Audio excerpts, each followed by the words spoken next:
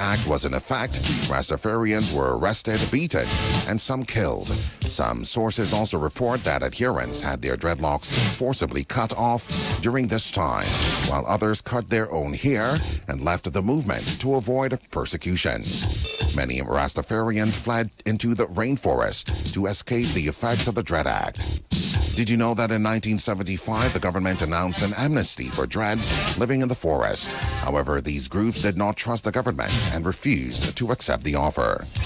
Did you know that the government then established a 8-person task force to decide on the matter? The committee, led by Reverend A. Didier, concluded that the majority of Dominica's Dread population was made up of peaceful activists and that the Dread Act should be annulled and replaced by a new law designed to combat terrorism. However, the government rejected the committee's findings. Did you know that Eugenia Charles voiced opposition to the bill shortly after it was passed, but took no steps to repeal it during her tenure as a House representative? Did you know that when Eugenia Charles became Prime Minister in 1980, she initially decided not to repeal the act? However, after Dreads living in the woods kidnapped a prominent Dominican citizen, the government decided to revamp the strict parameters of the Dread Act.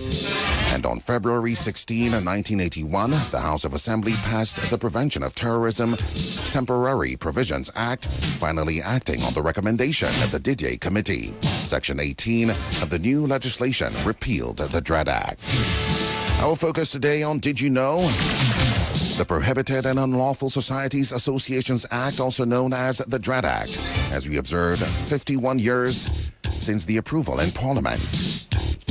In 1974, Did You Know made possible compliments of the good folks of Quartz Dominica Limited. Up next, we'll bring you the DBS Major Morning News. Stay tuned.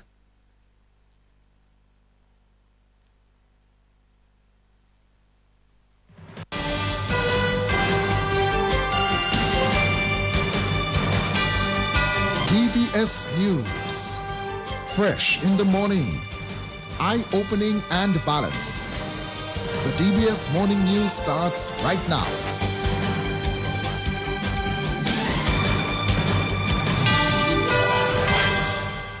Good morning. In the headlines, the Minister for National Security warns that the police must adopt new crime-fighting techniques. New York AG urges temporary protected status for Jamaicans after Hurricane Melissa. Release of Epstein files awaits Trump's sign-off after clearing Congress. And in sport, Shea Hope registers his 19th ODI century. But it was not enough as West Indies went down to New Zealand. The details in a moment.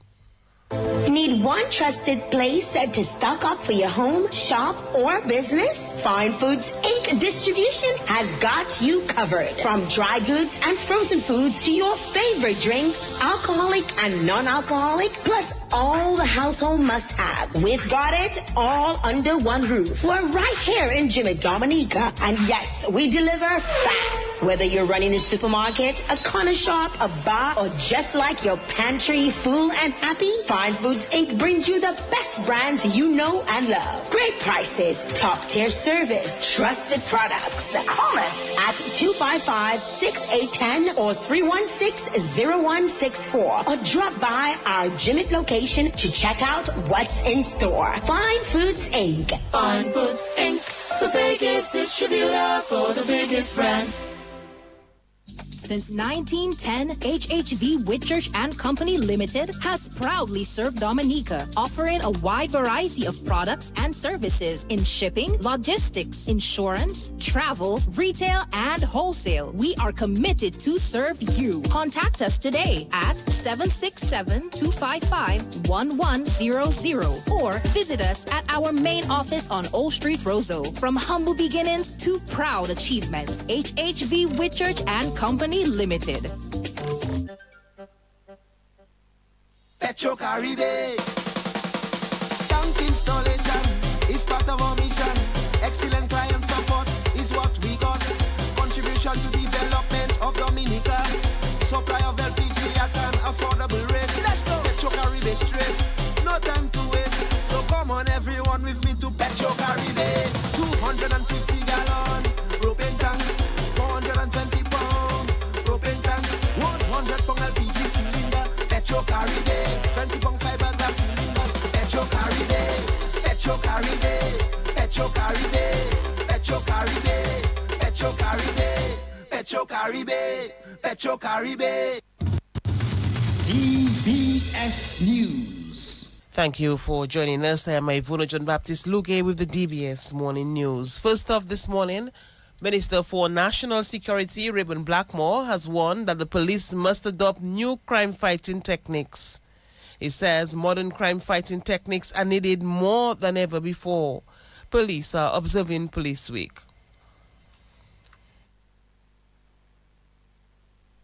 Amidst all those changes and advancements that we're seeing, the role of the police force remains the same: to maintain public peace and public order, to investigate crime and to protect property and human lives.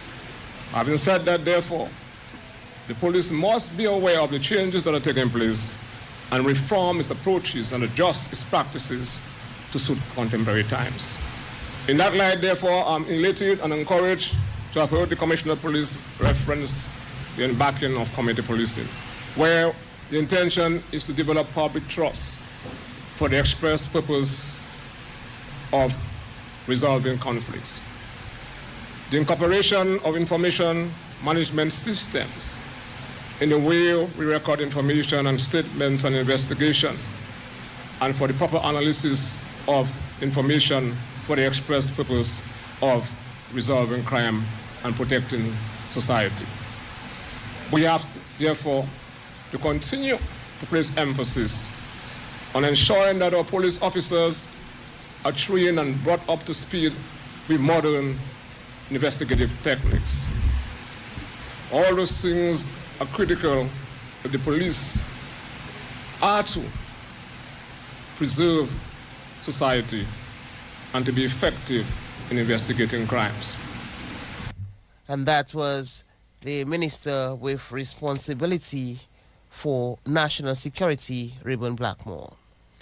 Prime Minister Roosevelt Skerrit has reiterated a call for individuals to form companies and apply to the CBI program to undertake an investment in Dominica.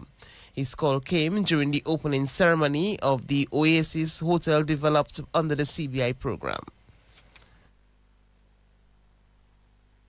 The Citizenship by Investment program has been there and the legislation is clear. It allows for the government to enter into agreements for real estate and tourism-related investments.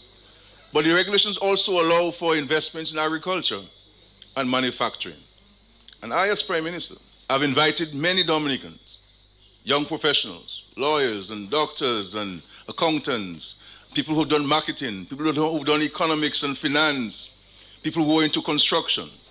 And I've invited them over the years to my residence, to my home in Vickers, to my office, and urge them to use your talent that you have, the skills and the knowledge that you have acquired at universities. Put yourself together. You're an accountant, bring your accounting background. You're a lawyer, bring your legal background. You're an economist, bring your economic background. You're a financial man, bring your financial background. And why don't you form a company and apply to the CBI program and do an investment in Dominica? Sometimes we spend too much time talking negative in the country rather than looking at the opportunity. Because while we're fighting between ourselves, among ourselves as Dominicans, there are people who are seeing the promise and the opportunities in Dominica, and they're coming and investing gradually in our country. So let us put aside our differences, my dear brothers and sisters, and recognize that every time there's a success in Dominica, is a success for all of us. Prime Minister Roosevelt Skerrit. In more news, Acting Police Chief Lincoln Corbett says an initiative to rid the streets of illegal firearms has been encouraging. Operation Clean Streets brought in members of the Regional Security System, the RSS, who joined forces with the Dominica Police in October. As I mentioned, Operation Clean Sweep, the operation is still ongoing, and again, you will see more being done in the coming weeks. During that operation, several firearms were seized and ammunition. We made 24 arrests for various infractions to include firearms and also wanted persons. We also seized during the operation the largest haul of cocaine in Dominica, 1,700 kilos of cocaine, estimated street value of over 46 million EC dollars. That I said again, they have been the most significant, biggest haul in Dominica. And again, that did not come by surprise. It came by hard work of the officers. But I know what it took for the officers to get this amount of cocaine off the streets. And while I'm on the issue of cocaine, sometime this week, we'll have what we call the big burn, meaning that we're going to be destroying that amount of cocaine and among other drugs that we have in excess of 50 million EC dollars. That will happen sometime in a week, and we'll invite the media to witness it for themselves. And we did a big burn sometime this year, but we're going to do a bigger burn this year to destroy all what we have in our custody. Acting Police Chief Lincoln Corbett, the destruction of the drugs will take place at Monbruce from 2 o'clock this afternoon. Business Professional Women Dominica is to recognize 19 men during an awards ceremony this morning. The awards are for contribution to the community in various areas. We have Connell Phillip, music engineer and producer, and we have Sheldon Kazimi, Ibrahim Brahim, Lester Guy, and we have Sheldon Alron Shelley, Dr. Damian Dublin. We have Roland Blaise, Liam Sebastian, Edgar Jackson, Lester John Baptist. Yes, good. The barman. Emil DePorter. You have Clement Roy. Max Roy. Curtis Vigilant. Raymond Lawrence. Curtis Vigilant is actually a joiner from Lapley. And obviously cultural icon, Raymond Lawrence. Cedric Warrington. The chairperson and one of the community leaders in Kalibishi. Renif Alexis. Cameron Alexander. We have a long-time teacher, Alvin Abraham, educator, and Clayton Bryan. So these are the 19 men that will be honored. Vice President of Business Professional Women, Shara Stephen Edwards, and President Rhoda St. John speaking on Connecting the Dots on Saturday. Minister of State in the Ministry of Agriculture, Fisheries and Blue and Green Economy, Jolan Defoe, says the new Ocean Oasis Hotel in Castle Comfort will complement efforts to grow the sector. The 37-room hotel opened its doors at the weekend. Let us be clear. Every new room built, every visitor welcomed, every service offered creates job, generates income, and fuels our economy. Tourism today contributes nearly 40% of Dominica's GDP, directly and indirectly supporting thousands of families. So that is in local terms, 40 cents on every dollar is being generated by the tourism sector. With Ocean's Oasis new rooms, we are not just adding beds, we are expanding opportunities. But hear me well, we need 5,000 because we are now still a little distance away from that 5,000. More rooms across the island to match the growth that is coming. Because when our international airport opens in 2027, which it will, Dominica will be connected to the world like never before. And every traveler must have a place to stay, a story to tell, and a reason to return. Minister of State in the Ministry of Agriculture, Fisheries and Blue and Green Economy, Jolan Defoe. Efforts are underway to revive the Waraka Sewinal Festival this year. That's according to Parliamentary Representative for the Celibia constituency, Kozia Frederick. Frederick says the festival is expected to highlight the old Christmas spirit. The Waraka Sewinal Festival will take place on December 21 in Atkinson. For a number of years, the village council reached out to the rest of Dominica to participate in the Sewinal Festival.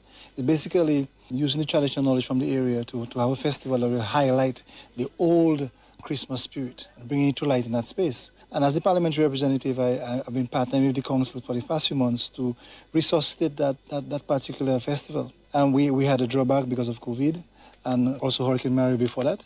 But realized that I personally, as a parliamentary representative, I saw that something was lacking in the Atkinson community, an activity that will draw people into that space to enjoy the hospitality of the Atkinson people. There has been a lot of focus over the years in the Carnago territory part of my constituency, and I realized that I need to do more in the Atkinson space. So the Sewinal Festival will bring people together in that wonderful space. We do have a wonderful venue. We're actually on the side of the old venue, sort of on the bus stop area. But this year we'll go into the playing field. The playing field is a community playing field shared by the community and the school. We have started cleaning out that space during the community day of service. And as a parliamentary representative, I want to give sheer support to the village council. And I have already proposed to them that I want to be part of the production.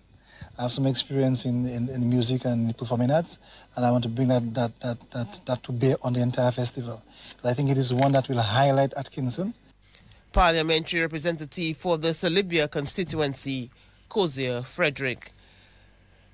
New York Attorney General Letitia James has called on the federal government to grant temporary protected status to Jamaicans following the devastation caused by Hurricane Melissa, which struck the island on October 28 and has claimed at least 45 lives. In a letter to the Department of Homeland Security, James urged the Trump administration to immediately extend TPS protections to Jamaicans. TPS allows eligible individuals in the United States who cannot safely return to their home countries to live and work legally. The U.S. has previously offered the designation to immigrants from Haiti, Honduras, Nicaragua, Nepal, and other nations after severe natural disasters. James said Hurricane Melissa has caused unimaginable damage to Jamaica, displacing tens of thousands of people, destroying vital infrastructure, and severely limiting access to basic necessities. She said forcing Jamaicans in the U.S. to return home to a devastated island would be dangerous and cruel. Both chambers of Congress agreed to order the U.S. Justice Department to release its files on sex offender financier Jeffrey Epstein. The House of Representatives overwhelmingly approved the measure in a 427-1 vote, and the Senate unanimously fast-tracked it without a formal vote. The moves come just days after President Donald Trump reversed his position and urged Congress to vote to disclose the records following public pushback from many of his supporters. That's news. Sports comes up next.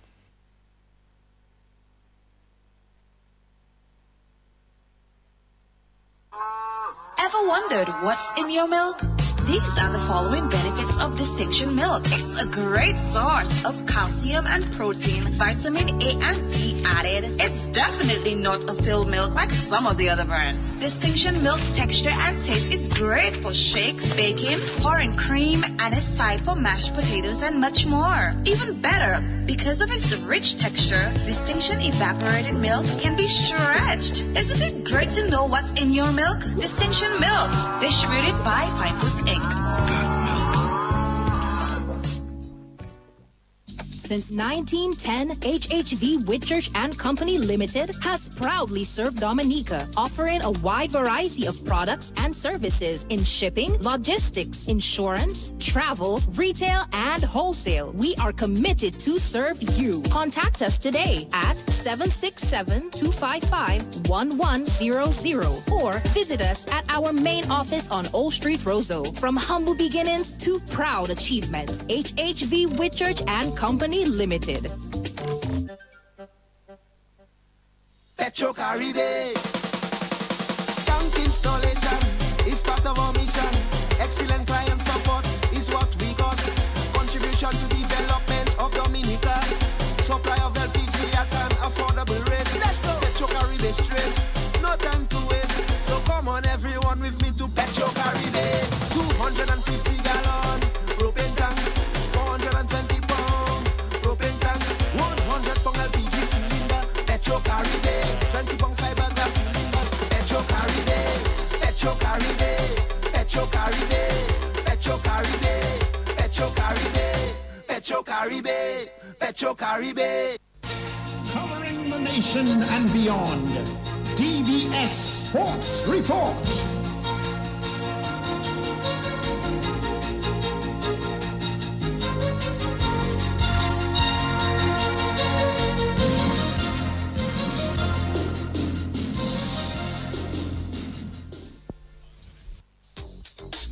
Rudolph Thomas Enterprise in Portsmouth, your suppliers of building materials and hardware products. over 20 years experience in the business. Rudolph Thomas has lumber and plywood, Portland and tile cement, steel rods, galvanized and fence pipe. And Rudolph Thomas can meet all your wire needs. Galvanized roofing sheets, doors, windows, toilet sets, face basins, and bidets. PVC piping, fittings, and lattice. Check out Rudolph Thomas for ceramic and vinyl floor and wall tiles, nails, nuts and bolts, paint and painting supplies. And check out their line of electrical and hand tools. And Rudolph Thomas is your one-stop shop for hard-to-find items like fiberglass mat and fiberglass resin and welding rods. Go now to Rudolph Thomas on 1240 Bay Street in Portsmouth.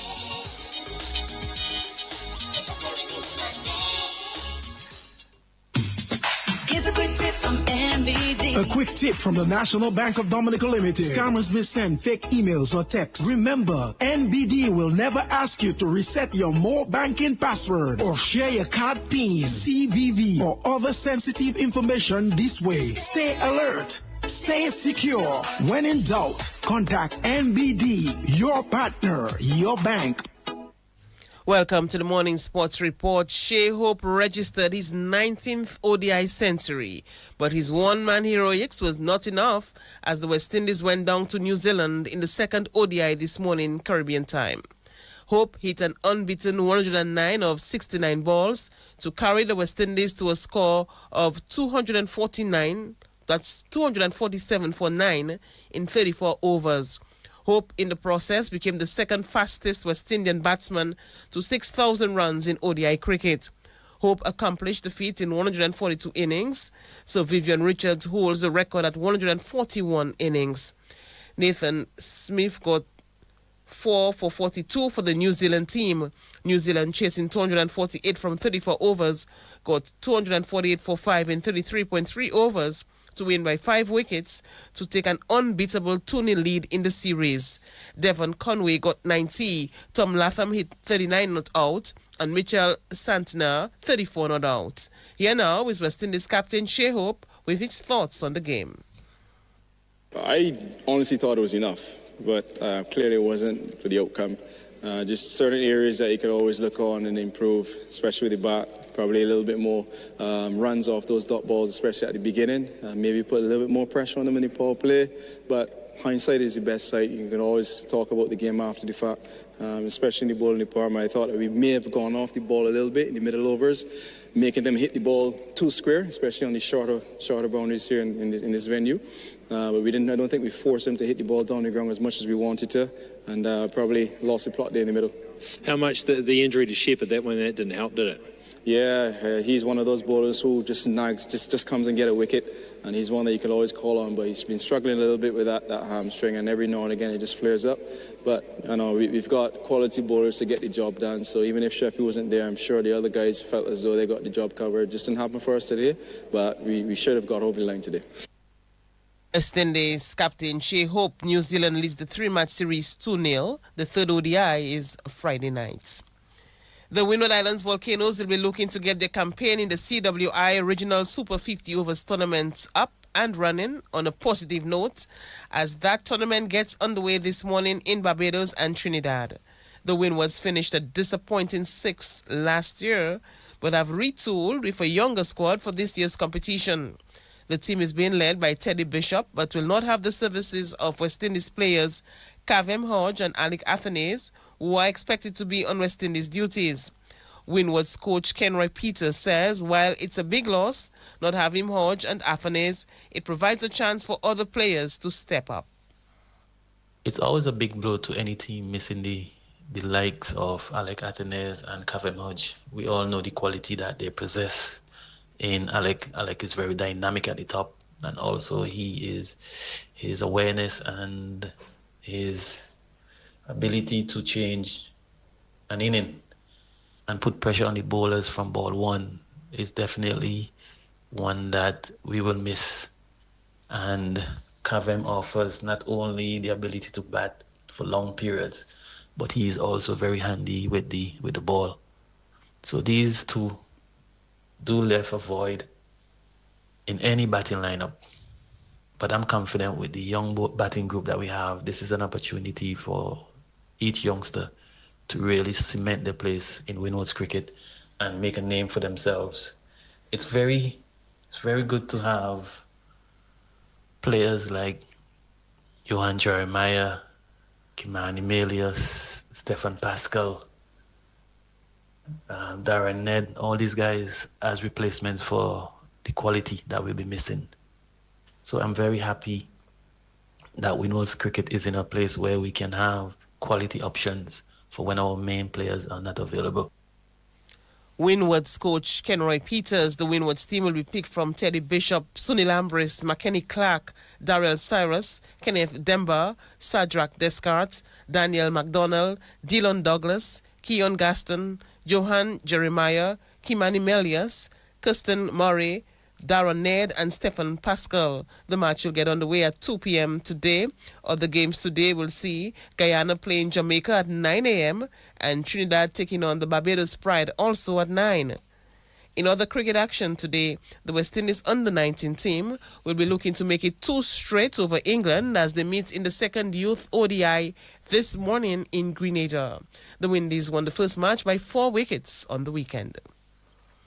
The search is on for new General Secretary of the Dominica Football Association. That's because the DFA has decided not to renew the contract of the former General Secretary Jasmine Vidal-Matthew. Mrs. Vidal-Matthew had served as General Secretary since 2021. DFA President Glenn Etienne, while not going into details for the reason for not renewing the contract, thanked the former General Secretary for her services to the sport. He says he's hoping to have the position filled by the start of the new year.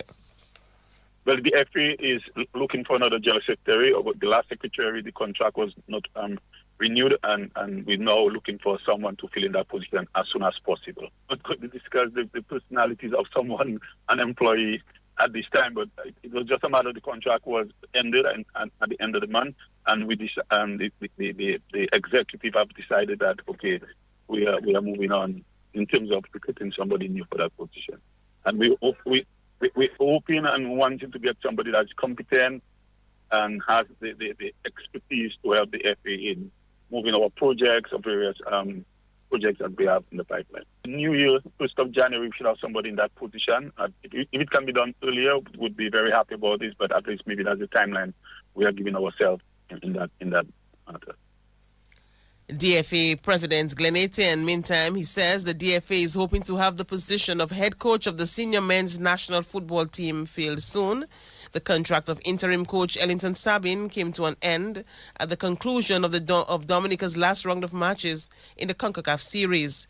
Etienne says over 400 applications were received for the position. Because we had sent out a notice looking for a coach to take on the position as a full-time coach. Mr. Sabin has been in an interim position up to the last game that just played. So hence the reason why now we have to move the wheels in motion quicker and come up with someone to take on the national senior men team as of the next encounter they're going to. A lot of application. Well, football being a big business, or football being a major sport, you expect this. And it was sent out on DFA, all social media pages. So persons all over the Caribbean or around the world have been applying for that position. But someday we have to consider it's going to be very a costly position. When I mean cost in terms of salaries for a particular coach, and the DFA has to be very not careful, but how we go about selecting and in terms of the remuneration for the salary of the coach. And it's something we have to get advice also, because like you said, it's a lot of application from foreign persons. So we'd have to do a lot of background check on the various personnel and make sure that they are whether in good standing or somebody that can help us in developing our football. We rely heavily on the expertise of CONCACAF and other institutions that can assist us in that field. DFA President Glenn Etienne. In some more football news, the tiny Caribbean island of Curacao has become the smallest nation to ever qualify for the World Cup after drawing with Jamaica in last night's CONCACAF qualifiers. Curacao, which has a population of just over 150,000 people, will be joined at the World Cup by Haiti, will be making their first appearance at the World Cup since 1874, and Panama from the CONCACAF qualifiers. Jamaica, meantime, can still qualify for the World Cup, but will have to go into the Intercontinental playoffs. Northeast Comprehensive A delivered a commanding performance to defeat the Northeast Comprehensive B 34-4 as the Sports Division Secondary Schools Under-16 netball tournament continued Tuesday in Marigot. Catalina Bugunu scored 16 from 26 attempts, and Adari Samuel with 8 from 14, and Renaika Edwards with 10 from 15 for the NECS A team. Matches in the Sports Division netball competition will continue on the 28th of November. Meantime, the Isaiah Thomas Secondary School and Pierre Charles Secondary battled to a 0-0 draw on Tuesday at Newtown, Savannah in the Sports Division Under-15 football competition. Minister of State for Sports Oscar George has congratulated Dominica's men's Under-23 volleyball team on being crowned champions of the ECVA Under-23 men's tournament in Antigua. Dominica defeated the host nation 3-1 in Sunday's finals, going undefeated throughout the competition. This is yet another significant moment in our local sports, which needs to be highlighted and celebrated. The truth is, it really brings us joy to see our athletes get the exposure while competing against other players from the region. But it is even more satisfying when they excel and do well while making us proud as Dominicans. And we were advised that the team went undefeated in the entire competition. So this speaks volumes to the quality of volleyball that Dominica was able to play at this competition. Of course, we take the opportunity to congratulate the entire team in a special way on being crowned regional Under-23 men's volleyball champions for 2025. We recognize the hard work and contribution of every single member of the team, including the coaching staff that also played a very important role in the success of the team this year. This is really big for volleyball, and we hope that it will be used as a springboard to better things for volleyball in Dominica. We also want to put on record our commendations to the Volleyball Association on his hard work and ongoing efforts at developing volleyball on the island. It is no secret that results like this really fosters that greater sense of motivation and determination to continue pushing ahead, all in the interest of advancing sports in Dominica. So again, on behalf of the ministry responsible for sports, we congratulate our Under-23 volleyball team, and of course, we recognize all who played a critical role in bringing home this gold for Dominica. Congratulations to all. Minister of State in the Ministry of Sports, Oscar George. And finally on sports this morning, the Dominica Tennis Association is moving to ignite a major revival of the sport, announcing plans for a series of mini tournaments and coaching development programs to take place on the basketball surface in Bafa State. These initiatives come on the heels of a week-long coaching program led by international tennis coach John Goida, aimed at strengthening foundational skills and boosting local interest. The association's president, Dave Barron, says the immediate goal is to identify and prepare a 12 and under team to represent Dominica at the regional championships in Trinidad next year. We have plans to start bringing the tennis to the different schools. We started here with the Goodwill Primary School. We're hoping to take it to the other schools.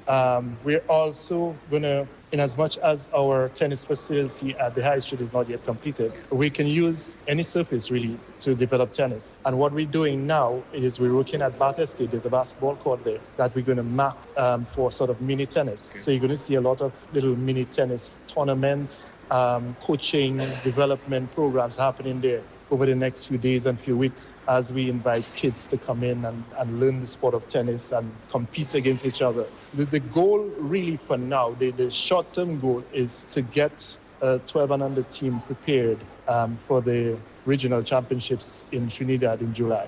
And if we can start now with the coaches that we have and increase on their certification, because right now they're doing a play tennis certification. The next step is a level 1 coach, which is required for the coach to accompany a team to these games. So once we successfully meet this one, then we move on to the next level.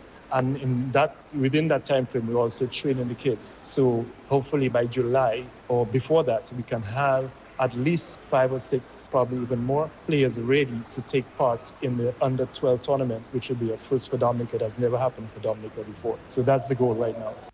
And that was Dave Barron, president of the Dominica Tennis Association. On that note, we end the DBS Morning News and Sports. We invite you to join us at 1:15 for our major news package. Before that, we'll have a news update at 11. On behalf of the News and Sports Department, our links personnel is Ari Williams. I am Ivona John Baptist Luge. Good morning.